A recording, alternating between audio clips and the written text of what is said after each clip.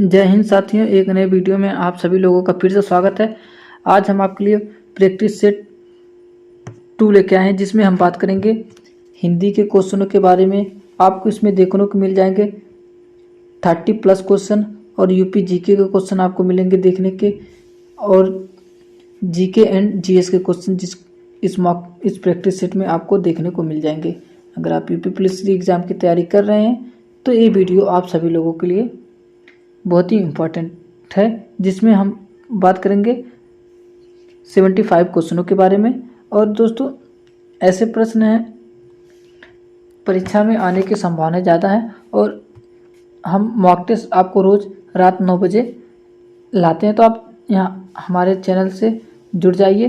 तो अगर अभी तक आपने हमारे चैनल को सब्सक्राइब नहीं किया तो सब्सक्राइब कर लीजिए। चलिए, पहला क्वेश्चन है हमारा, भारतेंदु जी ने किस पत्रिका का संपादन किया?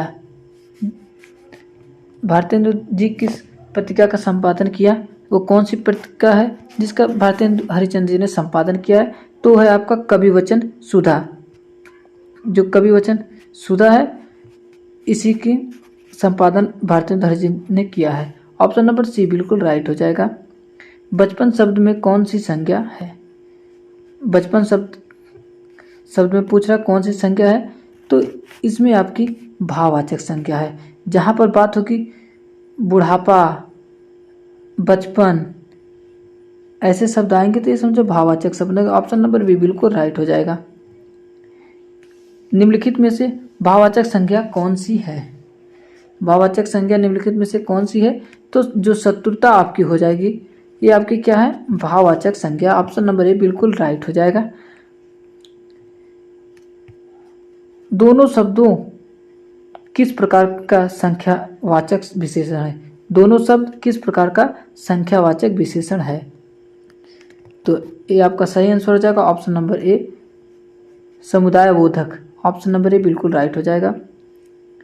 बेताल पचीसी के रचनाकार हैं। एक बेताल पचीसी के रचनाकार कौन है? तो यहाँ पे हो जाएंगे लल्लू लाल। लल्लू लाल जो हैं वो बेताल पचीसा के क्या हैं? रचनाकार हैं। ऑप्शन नंबर सी बिल्कुल राइट हो जाएगा। हिंदी भाषा का जन्म हुआ। हिंदी भाषा का जन्म कहाँ से हुआ है? तो हिंदी भाषा का जन्म हुआ है अपभ्रंश से हुआ है।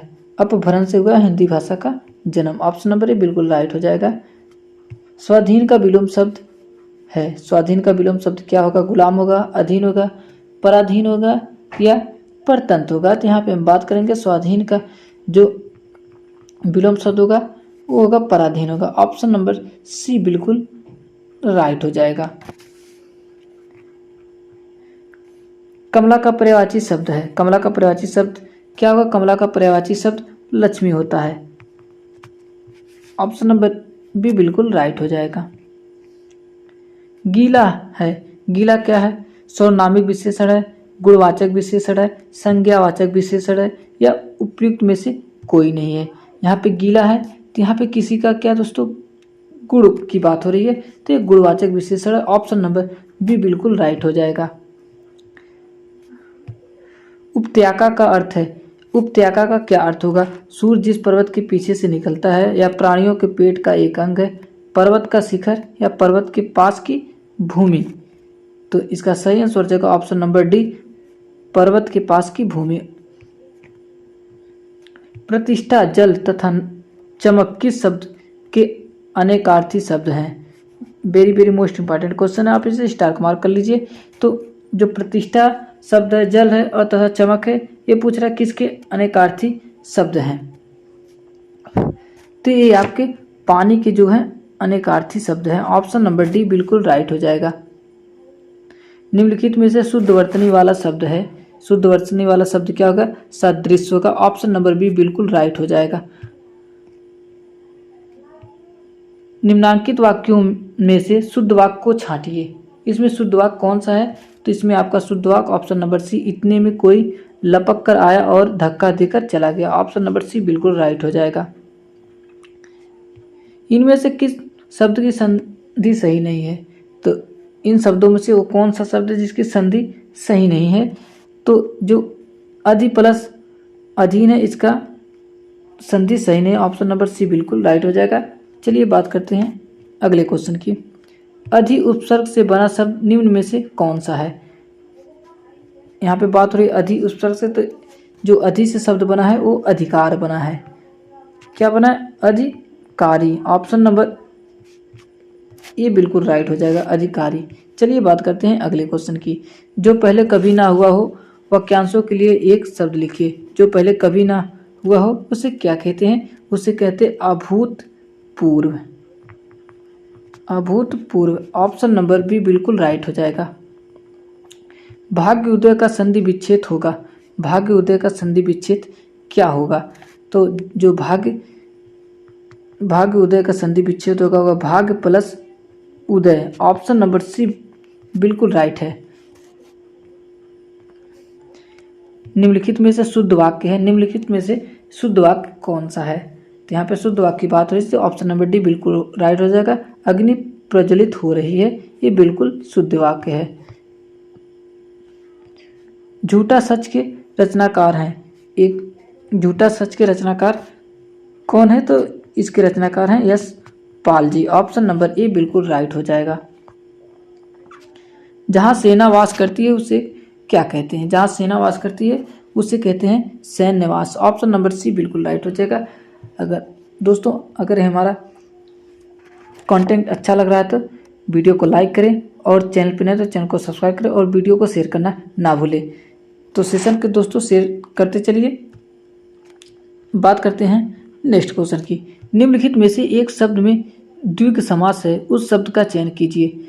द्विग समास किसे कहते हैं, जहाँ पर गिनती आ जाए, गिनती की शब्द है, जैसे चवन्नी आ गई तो ये द्विग समास है। ऑप्शन नंबर बी बिल्कुल राइट हो जाएगा।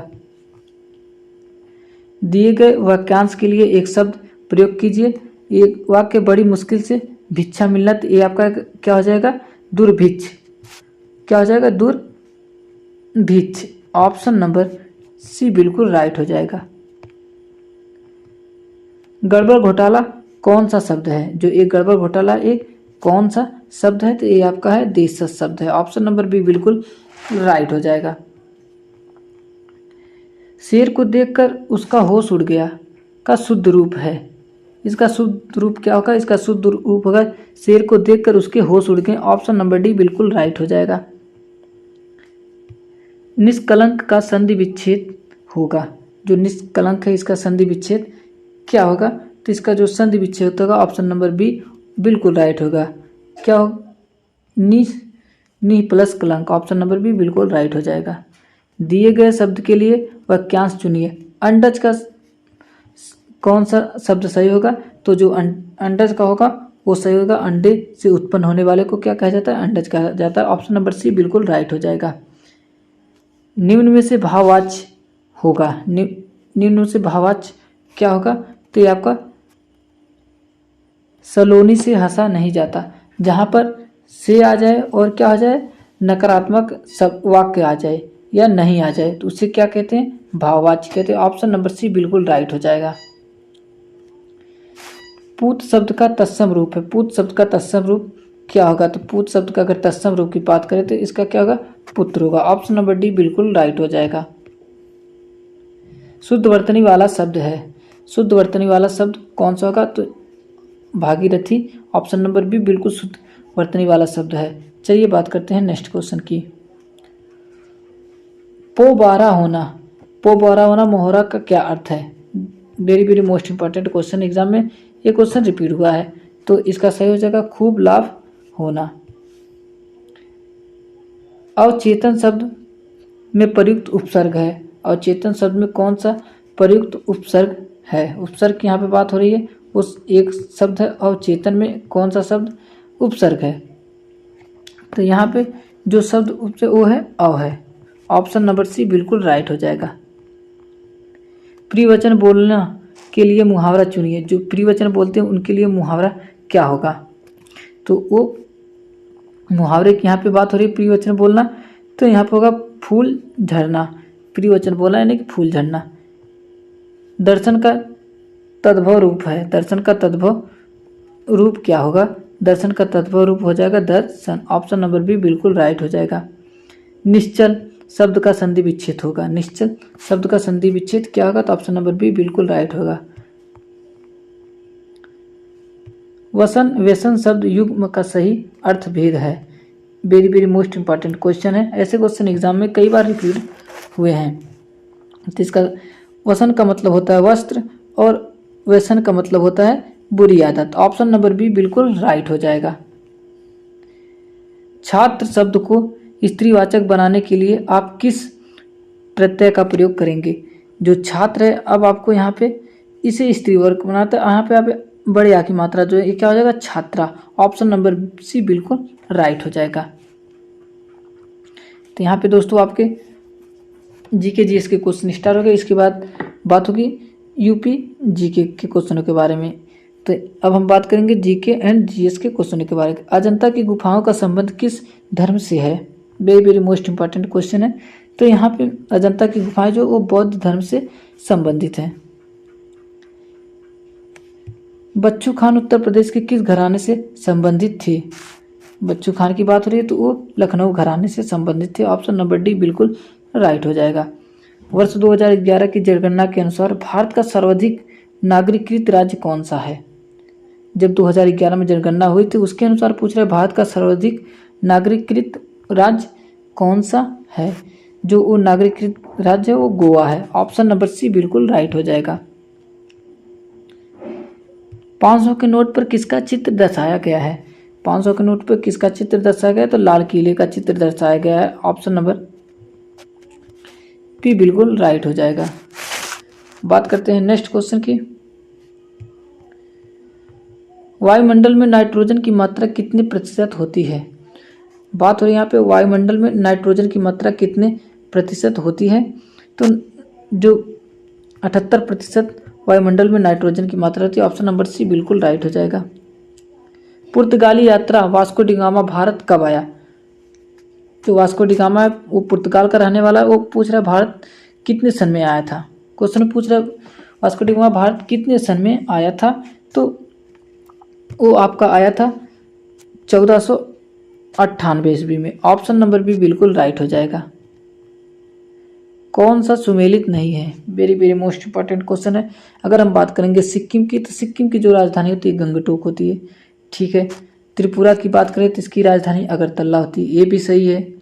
अगर बात हम करते हैं यहाँ पे नागालैंड की जो राजधानी होती है वो भुवनेश्वर नहीं होती, क्या होती है? कोहिमा होती है। तो ये बिल्कुल राइट हो जाएगा। ऑप्शन नंबर सी बिल्कुल राइट हो जाएगा। राजस्थान का जयपुर ये राजधानी होती है और नागालैंड की जो राजधानी वो भुवनेश्वर ने कोहिमा होती है। ऑप्शन नंबर सी बिल्कुल राइट हो जाएगा इस क्वेश्चन का। चलिए बात करते हैं अगले क्वेश्चन की। पहली किसान रेल कहाँ से कहाँ तक चलाई गई? यहाँ पे बात हो रहा है फर्स्ट किसान रेल कहाँ से कहाँ तक चलाई गई? ये आपको चलाई गई थी देव लाली से लेकर दानपुर तक। दानपुर। ऑप्शन नंबर बी बिल्कुल राइट हो जाएगा। उत्तर प्रदेश में किस पश्चिम बिहार का नाम बदलकर चंद्रशेखर पश्चिम बिहार कर दिया गया? ये भी क्वेश्चन बहुत इंपॉर्टेंट है। अगर आप यूपी पुलिस एग्जाम की तैयारी कर रहे हैं तो इसका सही आंसर है दोस्तों ऑप्शन नंबर डी नवाबगंज पश्चिम बिहार का। चलिए बात करते हैं नेक्स्ट क्वेश्चन की। शेरशाह को दफनाया गया था। शेरशाह को कहाँ पर दफनाया गया था? शेरशाह की बात करें तो इसे सासाराम में, कहाँ? सासाराम में दफनाया गया था। ऑप्शन नंबर बी बिल्कुल राइट हो जाएगा।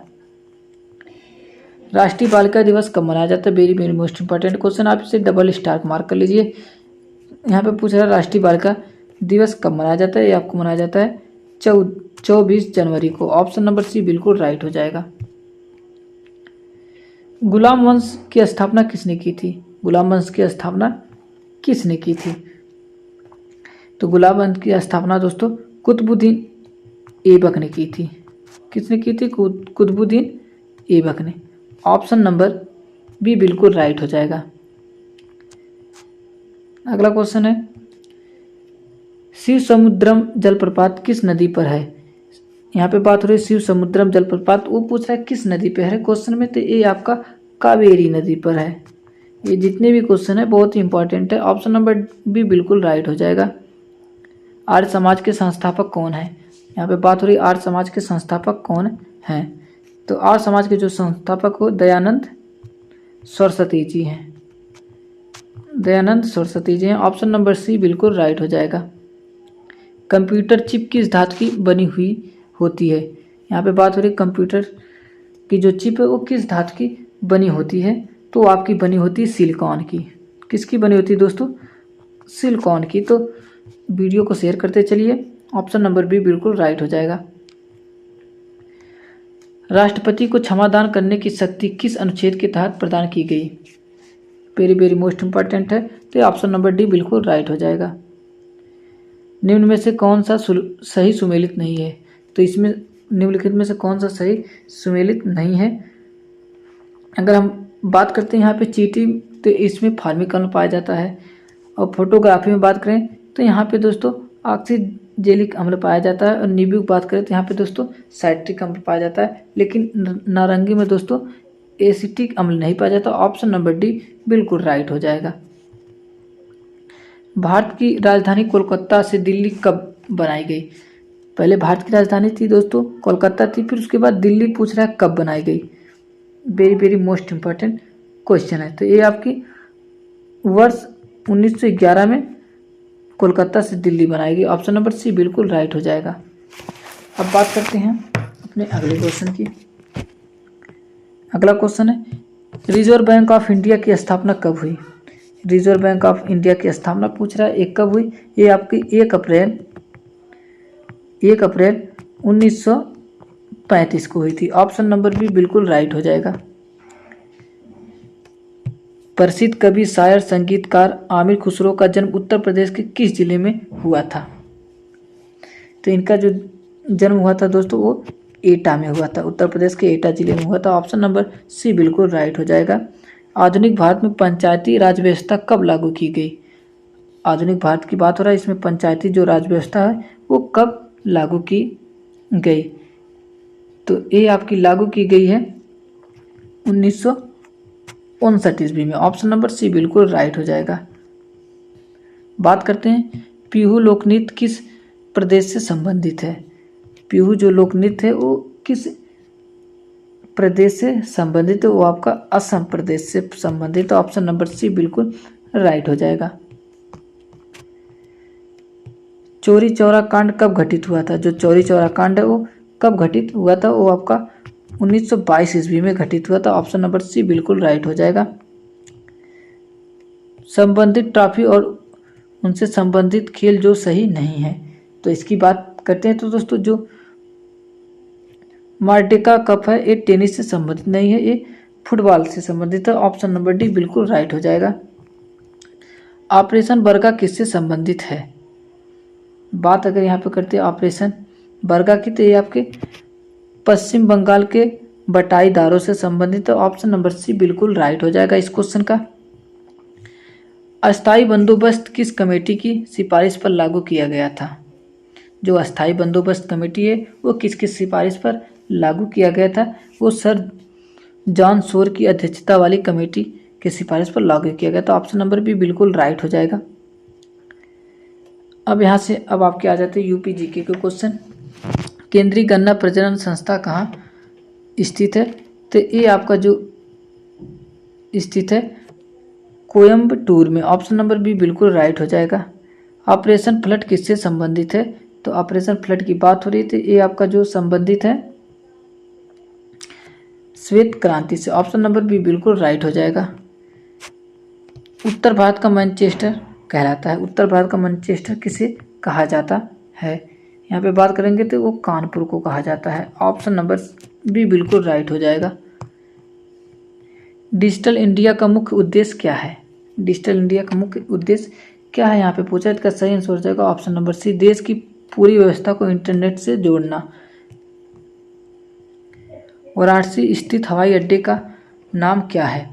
तो वो बाबतपुर है। अगर कहीं एग्जाम में पूछ दे बाबतपुर हवाई अड्डा कहाँ पर है, तो वो आपका वाराणसी पड़ेगा। ऑप्शन नंबर ए बिल्कुल राइट हो जाएगा। उत्तर प्रदेश में नागरिक उड्डयन प्रशिक्षण केंद्र कहाँ स्थित है? नागरिक उड्डयन प्रशिक्षण क्षेत्र उत्तर प्रदेश में कहाँ पर स्थित है? तो ये आपका स्थित है लखनऊ में। चलिए बात करते हैं नेक्स्ट क्वेश्चन की। उत्तर प्रदेश का क्षेत्रफल संपूर्ण भारत के क्षेत्रफल का कितना प्रतिशत है? Very very most important question है। यहाँ पे पूछ रहा है जो उत्तर प्रदेश का क्षेत्रफल है वो संपूर्ण भारत के क्षेत्रफल से कितना प्रतिशत है? तो ये आपका है 7.33%। ऑप्शन नंबर डी बिल्कुल राइट हो जाएगा। उत्तर प्रदेश में क्षेत्रफल के आधार पर सर्वाधिक बड़ा जिला कौन सा है? तो आपका है Lakhimpur Kheri. Option number B बिल्कुल राइट हो जाएगा। उत्तर प्रदेश में क्षेत्रफल के आधार पर सर्वाधिक छोटा जिला कौन सा है? तो पहले बड़ा पूछा लखीमपुर खीरी, अब पूछ रहा है सबसे छोटा जिला कौन सा है क्षेत्रफल के आधार पर। क्षेत्रफल के आधार पर बात करें तो सबसे छोटा जिला संत कबीरदास नगर। ऑप्शन नंबर बी बिल्कुल राइट हो जाएगा। सर्वाधिक जनसंख्या वाला राज्य है, सर्वाधिक जनसंख्या वाला राज्य उत्तर प्रदेश है। ऑप्शन नंबर बी बिल्कुल राइट हो जाएगा। इस वीडियो का लास्ट क्वेश्चन है, उत्तर प्रदेश का सबसे बड़ा नगर समूह है तो कौन सा है? तो ये आपका है कानपुर नगर समूह। ऑप्शन नंबर ए बिल्कुल राइट हो जाएगा। तो दोस्तों ये वीडियो आपको कैसी लगी कमेंट बॉक्स में ज़रूर बताएं। जल्द मिलेंगे हम एक नई वीडियो के साथ।